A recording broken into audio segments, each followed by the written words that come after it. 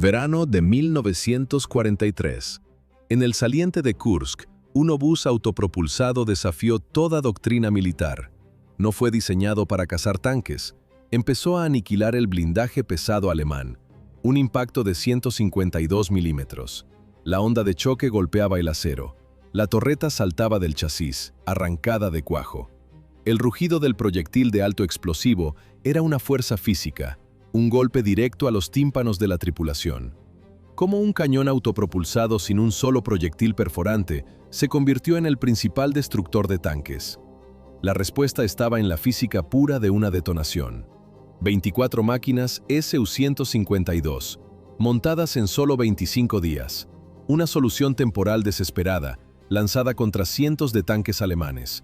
Un suicidio estadístico que se convirtió en leyenda. En solo 10 días, estas máquinas improvisadas ganarían un nombre oficial: Zveroboy, el matabestias. Este apodo honorífico no fue para su sucesor más famoso, el ISU-152, que heredaría el cañón y la gloria. El nombre perteneció específicamente a este, el primer vehículo, el imperfecto. El éxito de esta arma no se decidió en Kursk, se forjó meses antes. El 18 de enero de 1943, en los pantanos helados cerca de Leningrado. Ese día, un tanque Tiger con el número 100 en la torreta se desvió del camino, se atascó. Las orugas se hundieron por completo en el fango de turba. La tripulación intentó colocar cargas explosivas para destruir el vehículo, pero la infantería soviética llegó primero. Abrieron las escotillas, arrojaron las cargas al exterior. Un contraataque alemán para recuperar la máquina fracasó. Entonces trajeron 5 tanques ligeros T-60, máquinas cuyo blindaje frontal de 15 milímetros no resistía ni una ametralladora pesada.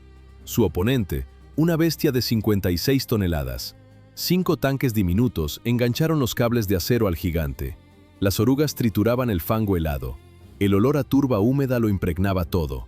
Los motores rugían al límite. Aprovechando que la transmisión del Tiger estaba en punto muerto, lo movieron, lentamente, centímetro a centímetro. Un tanque KV-1 remolcó el trofeo a la retaguardia. La máquina capturada fue entregada al polígono de pruebas. Allí, un solo disparo del obús ML-20 lo cambió todo. ¿Por qué disparar un proyectil de alto explosivo contra un blindaje pesado? La onda expansiva hacía que la penetración fuera técnicamente innecesaria. Un proyectil de fragmentación de 152 milímetros. No penetró el blindaje. No era necesario. El impacto fue puramente cinético. Una solución de ingeniería desesperada que destrozó la montura de la torreta. Metal retorcido, engranajes reventados. Una estructura de 11 toneladas, arrancada de cuajo solo por la explosión. La masa de la torreta desprendida era de 11 toneladas. Pero ese impacto de alto explosivo fue un acto de desesperación, una maniobra forzada, porque las pruebas programadas en Kubinka se habían convertido en una catástrofe. Abril de 1943, polígono de Kubinka. Los Tigre capturados son sometidos a fuego metódicamente, con todo el arsenal del Ejército Rojo. El resultado fue un desastre. Los cañones de tanque de 76 milímetros no perforaban el blindaje frontal, a ninguna distancia. Ese cañón de 76 milímetros era el arma principal de decenas de miles de tanques soviéticos. T-34 y KVS, toda la producción en serie. En un solo día se volvieron técnicamente obsoletos.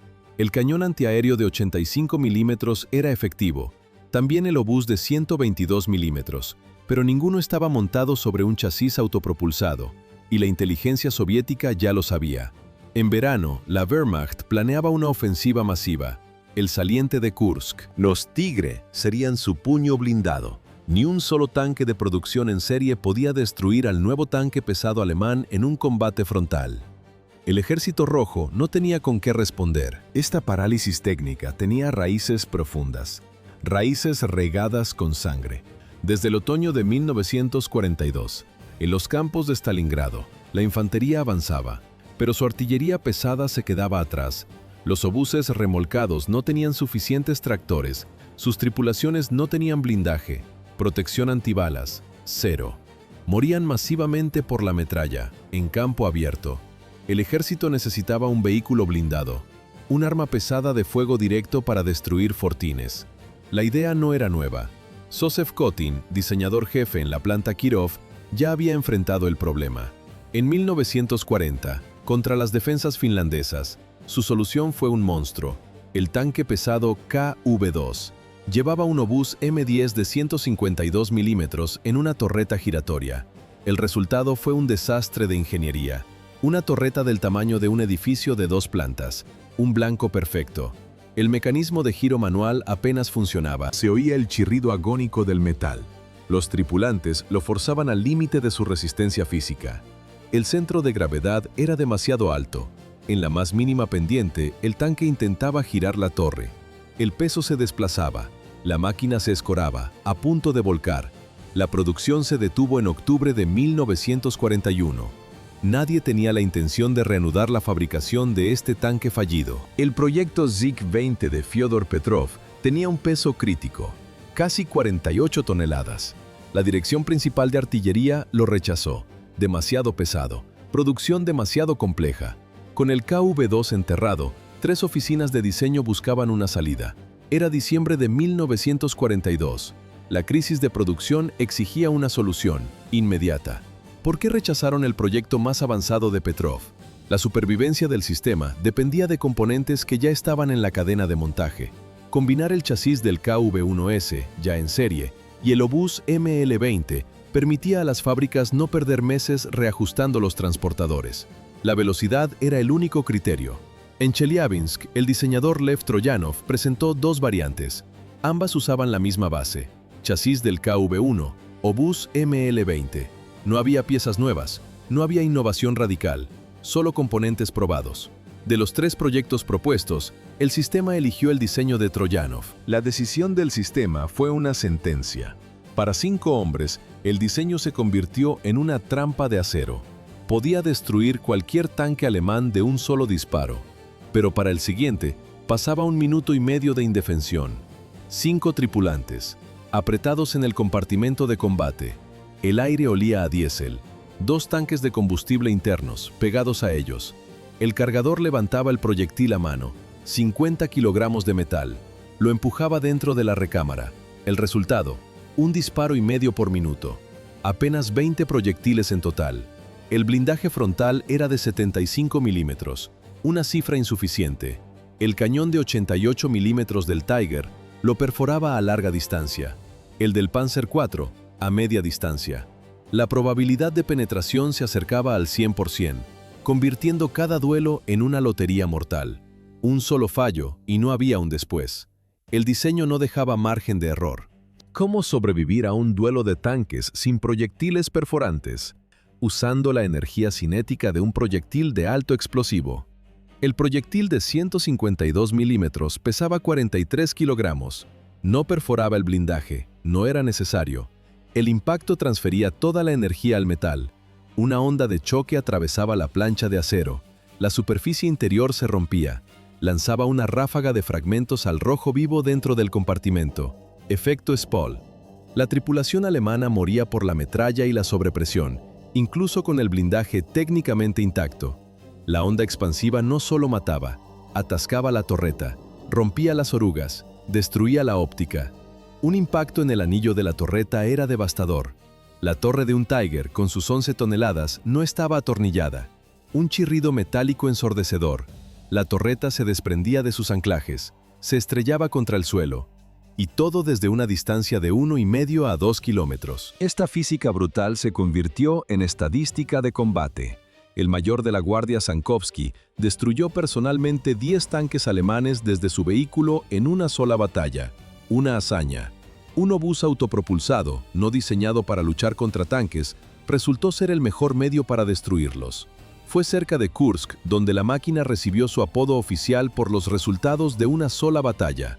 Zveroboy. La leyenda del Zveroboy se forjó en el campo de batalla, pero la realidad industrial era otra. En mayo de 1943, las primeras unidades de producción llegaron a los regimientos.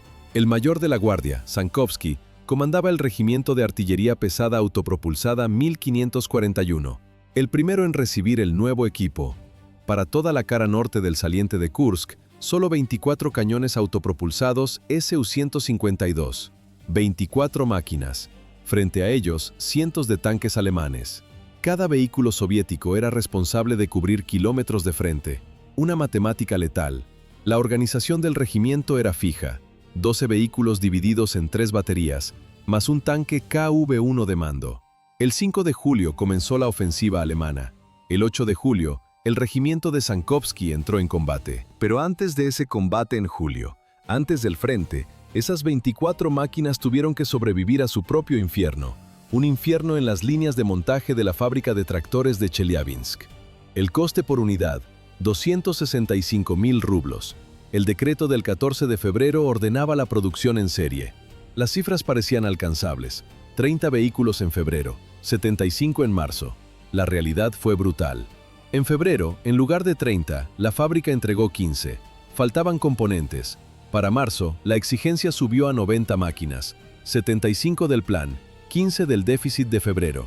El 28 de marzo, la aceptación militar había aprobado solo 23 vehículos. ¿Por qué se enviaban al frente máquinas con hidráulica defectuosa? Porque la fábrica montaba simultáneamente tanques T-34 y KV-1. Trabajaba con métodos de asalto, en caos permanente. La producción estaba paralizada por falta de eslabones para las orugas. Los 67 vehículos restantes se ensamblaron en los últimos 3 días del mes, a toda prisa. En abril, los retrasos los causó la escasez de cañones y de cableado para el sistema de iluminación. Para el día 24, solo se habían entregado 31 vehículos. El sistema productivo se ahogaba. En mayo, la situación se volvió crítica. La fábrica número 200 entregó solo 28 cascos. El comisario militar Sharonov aceptó varias docenas de vehículos con defectos de fabricación. Los agujeros para rellenar el fluido hidráulico del mecanismo de retroceso del cañón estaban mal perforados. Era imposible rellenar el fluido. Un cañón sin retroceso funcional es inútil. El vehículo quedaba incapacitado para el combate. El defecto se descubrió en el Centro de Artillería Autopropulsada de Moscú. Los operarios tomaron sopletes de gas. El siseo llenó el taller. Las chispas saltaban sobre el acero mientras ensanchaban los orificios a mano. Durante 3 semanas de mayo, solo se aceptaron 5 cañones autopropulsados. El caos de producción estaba sembrado en los propios planos. Fue un compromiso de diseño, una renuncia deliberada a la ambición. Los ingenieros Kotin y Troyanov no crearon un vehículo nuevo. Combinaron 2 modelos existentes. El chasis del KV-1, sin un solo cambio en el tren de rodaje ni en la transmisión. Sobre él, el masivo cañón ML-20. El arma tampoco era una innovación. Su linaje se remontaba a la Primera Guerra Mundial. Un cañón de asedio francés de 152 milímetros, diseñado por la firma Schneider en 1910 para el ejército imperial ruso. Un diseño con 3 décadas. La altura total del vehículo bajó a 2 metros 30 centímetros. Se resolvía el principal problema del KV-2, pero a un coste. La pesada superestructura soldada se fijaba al casco, baja, fija, una caja de acero que eliminaba la visión de una torreta giratoria. El tamaño del cañón ML-20 hacía imposible una torreta. La longitud del tubo y la fuerza del retroceso dictaban la solución. En su lugar, montaron una casamata soldada y fija. Esta improvisación técnica no fue una elección, fue una orden. La fecha, 4 de enero de 1943. El documento, decreto del GKO número 2692 siguientes. La exigencia, un prototipo funcional en 25 días. ¿De dónde salió este plazo récord? El Estado exigía una máquina barata, construida con piezas que ya estaban en la cadena de montaje, sin pruebas, sin ergonomía, solo velocidad. La orden activa 2 puntos simultáneamente. La fábrica Kirov de Chelyabinsk recibe los planos del chasis. Al mismo tiempo, en Perm, la oficina de diseño de Petrov comienza a adaptar el cañón. El ritmo es absoluto. La primera semana, maqueta a escala real. La segunda semana, llegan las planchas de blindaje de la planta vecina. Su instalación en el chasis del KV-1 comenzó ese mismo día. Motor, transmisión, barras de torsión. Todo se montaba sin parar. El plazo desde la resolución del GK o hasta el prototipo final fue de 20 días. El 24 de enero, el objeto 236 estaba terminado. El alto explosivo del Su-152 destrozaba blindajes medios. Pero contra el Ferdinand, el cálculo era otro. ¿Qué hacer si el primer proyectil solo aturde a la tripulación, pero no destruye la máquina de 65 toneladas? Rematarla. El disparo. El impacto del alto explosivo contra el casco. Dentro del Ferdinand no hay penetración, solo un zumbido ensordecedor, un golpe de conmoción que sacude los órganos internos. La tripulación alemana, aturdida, viva. Según datos alemanes, de varios vehículos alcanzados, solo uno fue destruido por completo. El resto fue evacuado por la noche. Nuevas tripulaciones. Y de vuelta al combate. La doctrina soviética reaccionó rápido. La orden: seguir disparando a los blancos inmovilizados, hasta su destrucción total. Disparo. Esperar a que el humo se disipe. Evaluar el objetivo. La orden para un segundo impacto. Pero la cadencia de fuego era de solo un disparo cada minuto y medio. Un tiempo crítico en pleno combate. La dura aritmética del frente. 20 proyectiles en el arsenal. Cada disparo para rematar un tanque inmóvil era un proyectil menos para el siguiente. El resto de los proyectiles debía alcanzar para el siguiente objetivo. Pero el cálculo de la munición no era la única contabilidad en el campo de batalla. Existía otra, la de los informes de combate, y ahí las cifras no cuadraban. La leyenda del Zverovoy no se agrietó en el blindaje, se agrietó en los documentos. El investigador Yuri Pacholok, trabajando en los archivos centrales del Ministerio de Defensa, el ZAMO, encontró la discrepancia. Los informes del regimiento 1541 de Sankovsky reclamaban 7 Tigres destruidos. 7. Pero los registros eran claros. Los informes del regimiento: 7 Tigres calcinados. Los archivos del ZAMO: 0 tanques pesados en ese sector. El único Tigre documentado como perdido en esa zona fue alcanzado por un proyectil de 85 milímetros, no por un obús soviético. Entonces, ¿qué destruían las tripulaciones? La respuesta estaba en el humo y la óptica.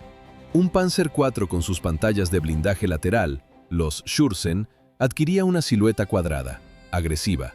A través de la neblina del combate y una mira estrecha, era visualmente idéntico a un Tigre. El estrés hacía el resto.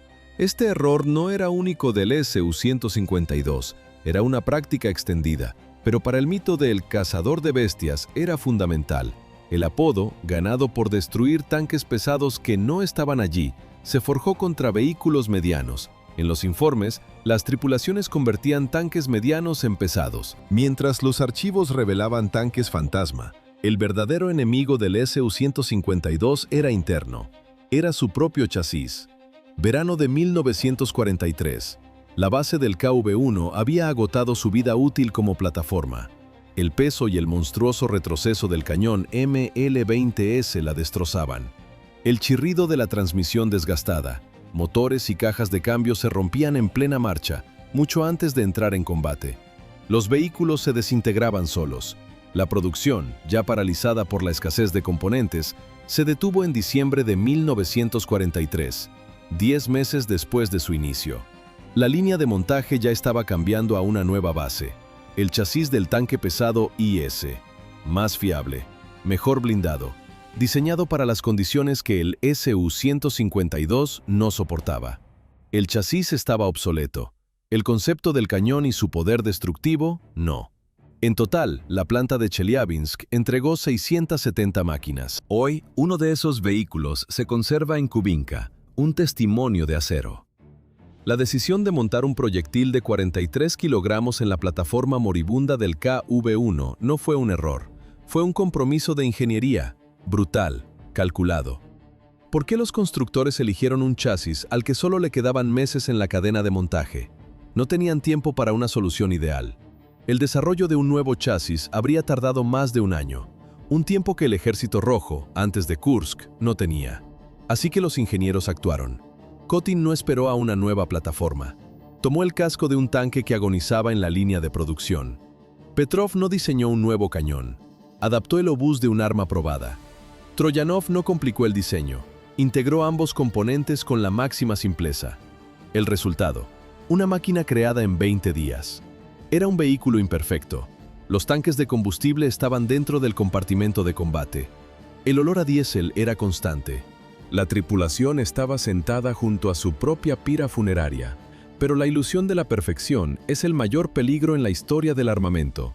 La puntualidad es más importante. La Su-152 no era perfecta, pero estuvo lista en el único momento en que se la necesitó. La máquina estuvo en producción solo 10 meses. El proyecto Zveroboy fue calculado para durar un único verano. El chasis era obsoleto, el concepto no. La máquina, calculada para un solo verano, sirvió en el frente durante 1 año y medio. Otoño de 1943, Frente del Mius. Primavera de 1944, liberación de Simferópol. El verano de 1944 fue su última gran ofensiva, la Operación Bagration. Aquí, el cazador de tanques volvió a su propósito original. Su pesado proyectil de alto explosivo no fue diseñado para perforar blindaje. Fue creado para reventar hormigón armado. Los vehículos supervivientes finalmente se dedicaron a su verdadera tarea. Junto a los Su-152, en las mismas formaciones de batalla, ya avanzaban sus sucesores, los ISU-152. Unas pocas máquinas originales llegaron hasta el final de la guerra. Tras la victoria, los últimos ejemplares fueron retirados del servicio. La máquina original desapareció del servicio, pero su sucesor, el ISU-152, heredó la misión. Y una longevidad impensable. Año 1967. Guerra de los 6 días. 24 años después de Kursk, los cañones de asalto egipcios avanzan por el desierto. Año 1986. Chernóbil. Máquinas pesadas abren paso entre los escombros radiactivos. Son los ISU-152. Sobre el blindaje, el crujido de los dosímetros. Su chasis tenía un margen de durabilidad tan extremo que sobrevivió a 3 generaciones de tanques posteriores. Al final de la guerra, se habían producido 1.885. La producción total superó las 3.000 unidades. Pero el verdadero legado era el cañón ML-20, cuyo linaje partía de diseños franceses de la casa Schneider para el ejército zarista. 91 años. Esa cifra separa los planos originales de sus últimos disparos. Año 2001. Afganistán. Las fuerzas de la Alianza del Norte instalan una pieza de artillería en las montañas. Es un obús remolcado, el ML-20. Ajustan la elevación, apuntan a los refugios talibanes. El obús dispara.